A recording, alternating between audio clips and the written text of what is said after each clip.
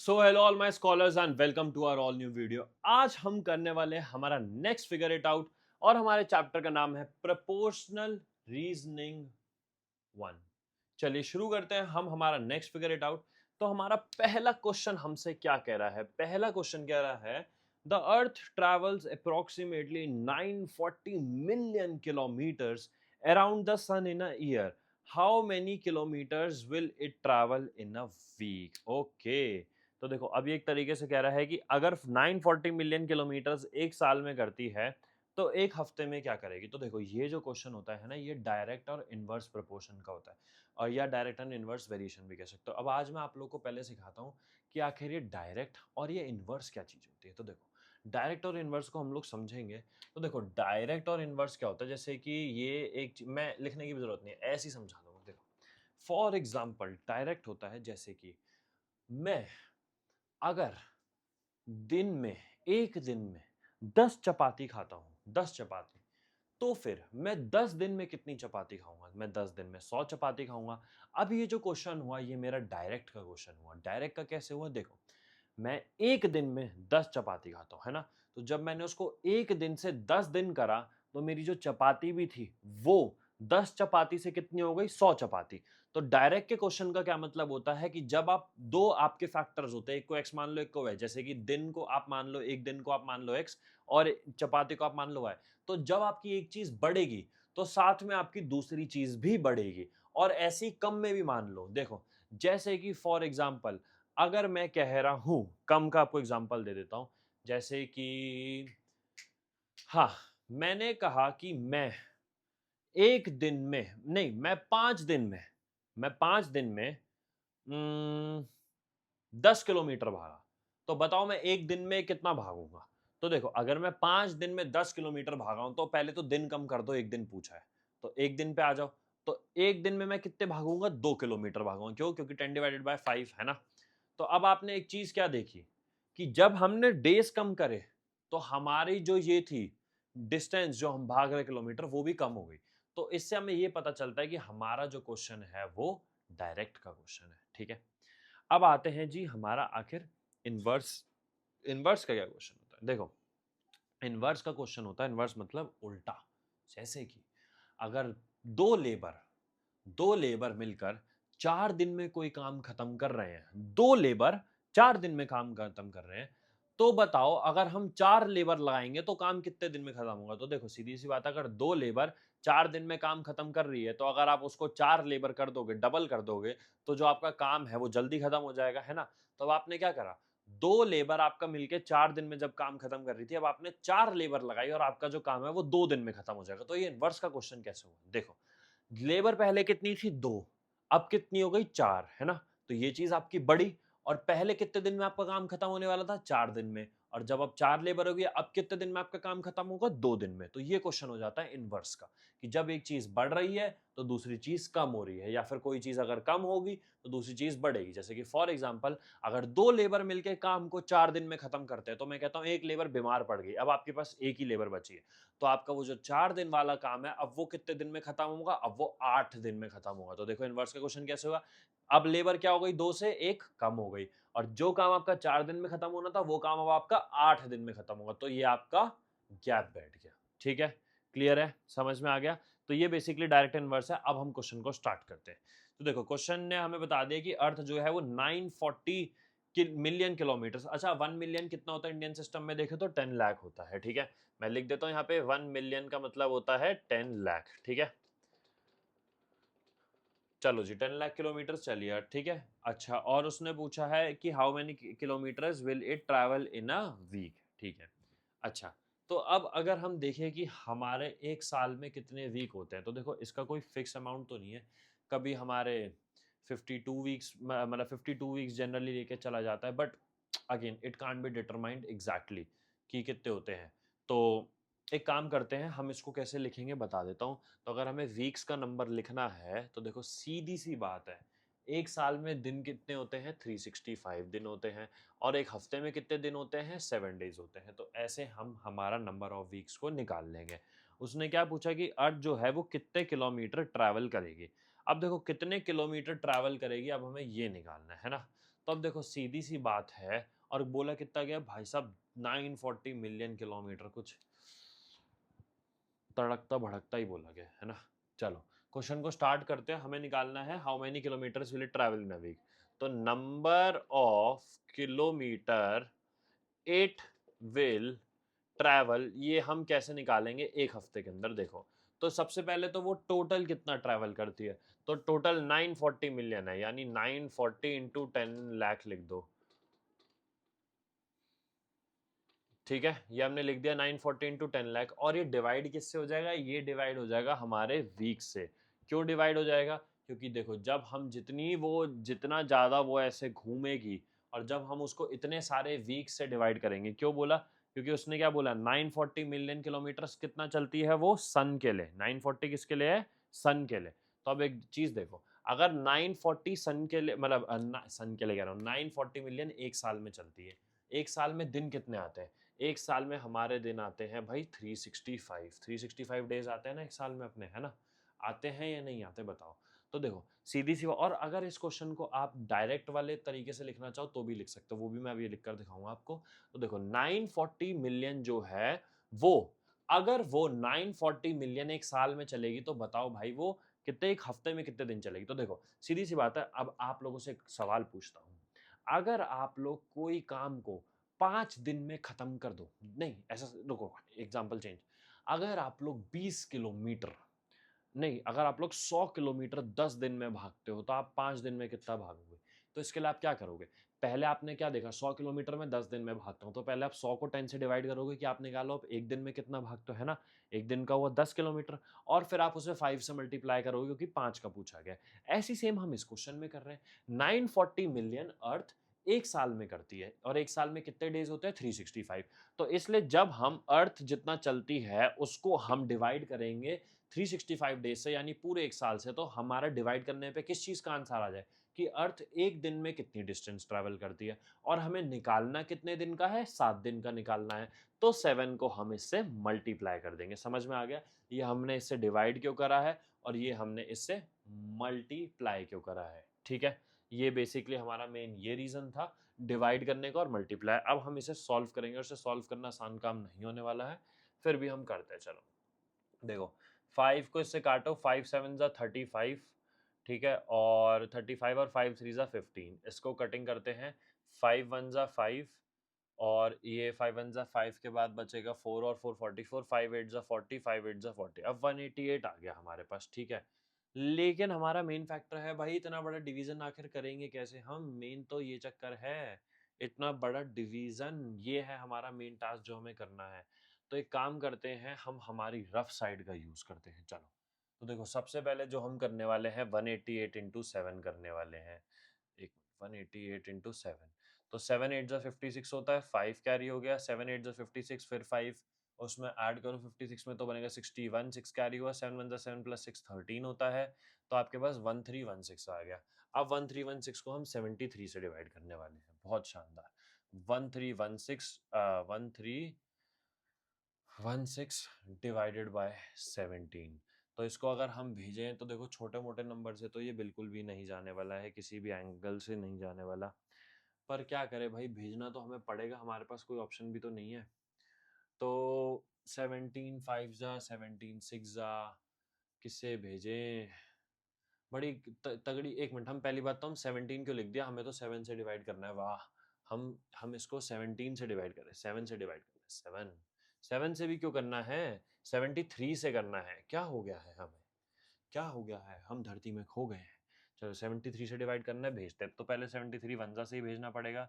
73 इसमें से माइनस करते हैं, 0 13, और ये बन गया अपना, नहीं 13 ये तो फिर 12 हो जाएगा ना, ये तो 12 हो गया, और ये बन गया 11, 11 माइनस 3 8, 12 माइनस 7 5, और ये नीचे आ गया 6, 586 आ गया। अब 73 की टेबल में सोचो भाई, इसके आसपास 8 से भेजते हैं। 73 8 जा करना पड़ेगा, 8 3 जा होता है 24, 4 के इधर गया, 8 7 जा 56, तो ये आ गया 584। चलो जी हमने 8 से भेज दिया, ये आ गया 584, माइनस कर दो इसको, ये आ गया 2।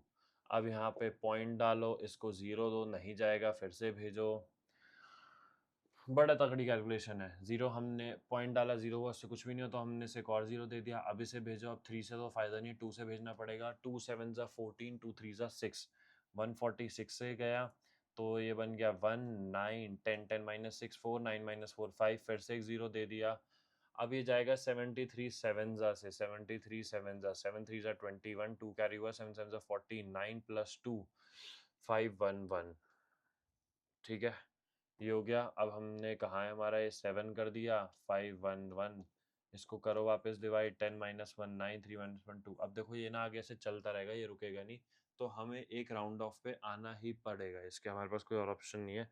तो हम 18.027 को अगर हम लें तो हम 18.027 इसे लिख देते हैं, ठीक है। और हमारे पास बचे ए, और हमने देखो हमारे 3 जीरो तो हमने किस में यूज़ कर डाले हैं, हमने सीधा सीधा अगर आप देखो तो डेसिमल में भी तो यूज़ करने हैं ना ज़ीरो, हम उन ज़ीरो को भी तो नहीं छोड़ सकते हैं। तो हम एक काम करते हैं, इसको 0 0, और देखो जो डिजिट्स हैं, डिजिट्स का काउंट भी एकदम हमें ध्यान में रखना पड़ेगा कि हम भाई डिजिट्स के काउंट में भी अपने गलती नहीं कर सकते हैं।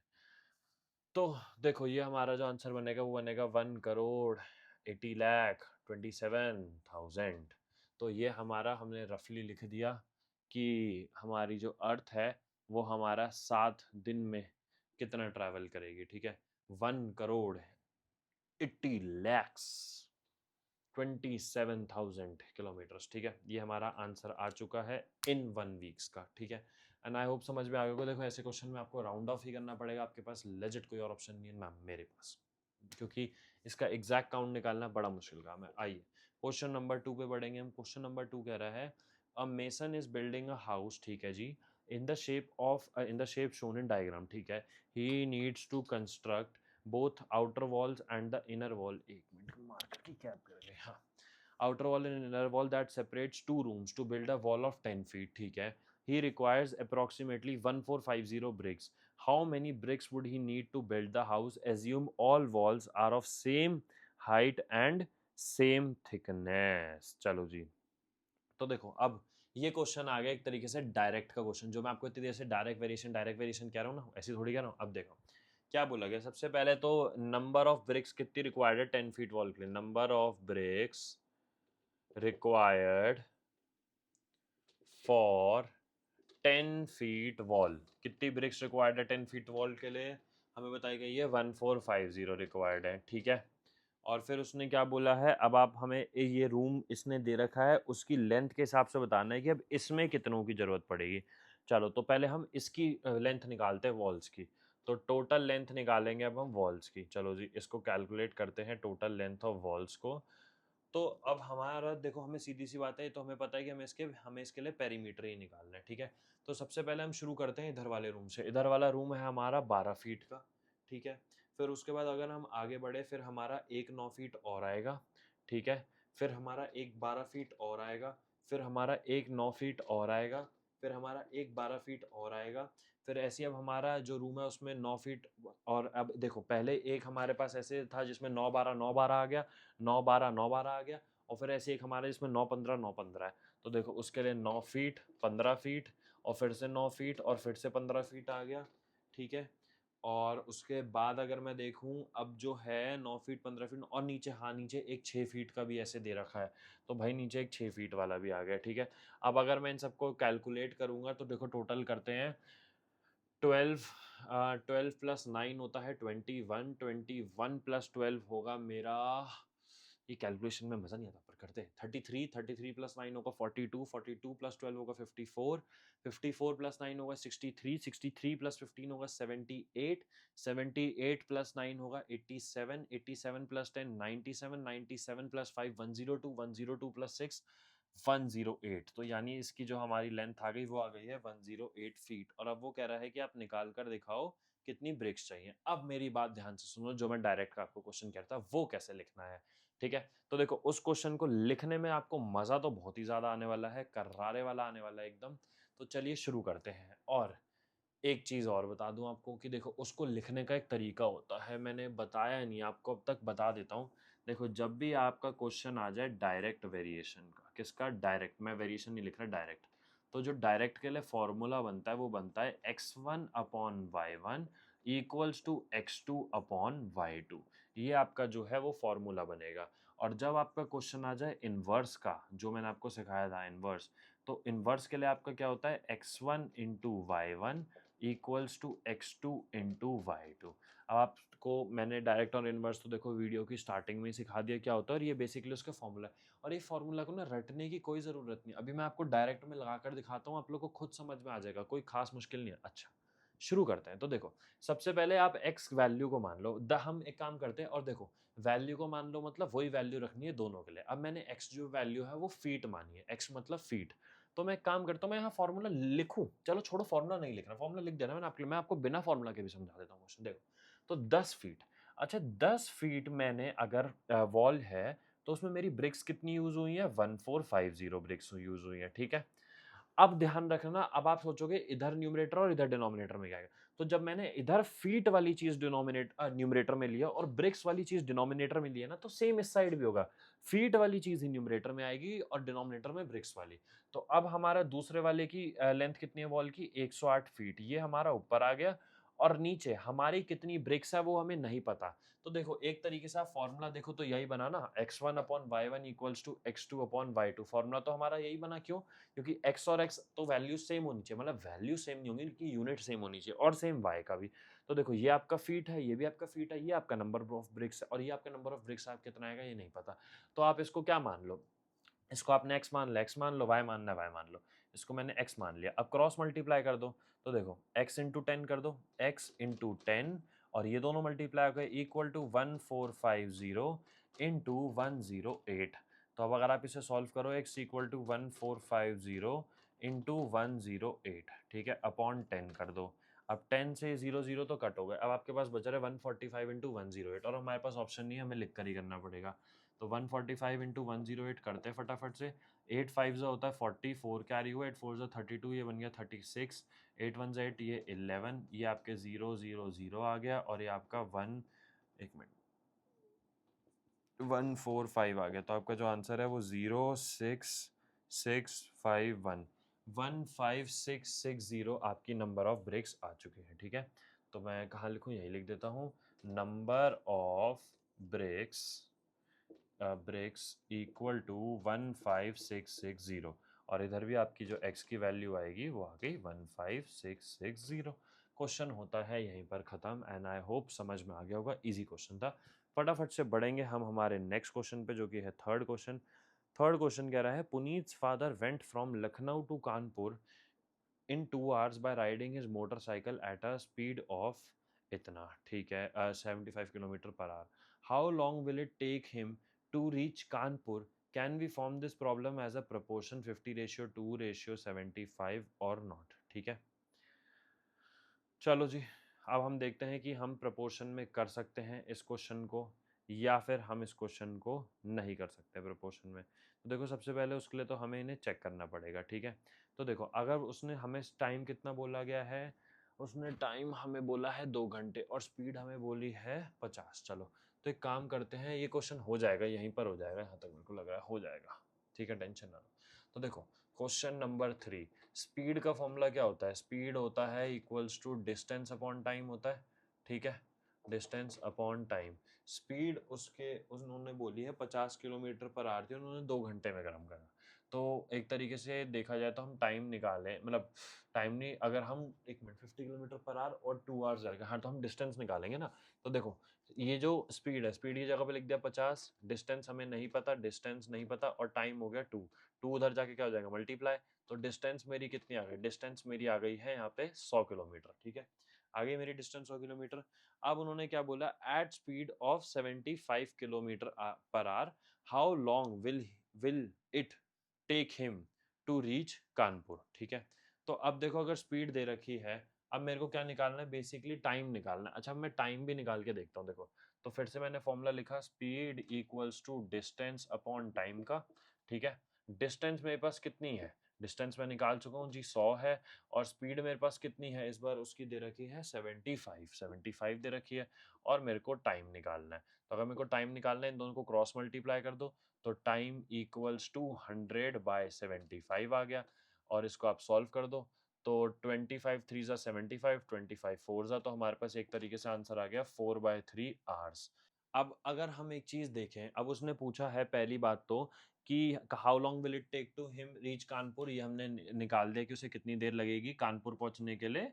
ये कानपुर का टाइम है, उसे लगेंगे 4/3 आवर्स, ठीक है। 50/2, ये आपका वो बन गया अपना पहले वाले का प्रपोर्शन का, ठीक है। और दूसरे वाले का आप देखो, दूसरे वाले पे स्पीड उनकी कितनी थी 75, और ये 4/3। तो अगर आप इसे चेक भी करना चाहो तो चेक भी कर सकते हैं, मैंने आपको टेक्निक सिखाई थी। 75 into 2 product of means equal to product of extreme, 50 into 4/3। अगर आप इसे सॉल्व भी करोगे तो ये सॉल्व हो ही नहीं सकता। तो इसका आंसर तो हमने निकाल दिया। पहले हम ये लिख देंगे, hence they are not in proportion, ये प्रपोर्शन में तो नहीं है, ठीक है। और दूसरी चीज, कानपुर पे उसके पापा को पहुंचने के लिए कितना टाइम लगा, 4/3 आवर्स लगे। और ये क्वेश्चन होता है हमारा यहाँ पे खत्म, एंड ये फिगर इट आउट भी यहीं का यहीं खत्म होता है। आई होप आप लोगों को सब कुछ अच्छे से समझ में आ गया होगा, एंड अगर समझ में आया है, वीडियो अच्छी लगी हो, तो आप लोग को पता है आपने लाइक करना है, सब्सक्राइब करना है, शेयर करना है एंड कमेंट करना है। Will meet you guys in the next video. Thank you.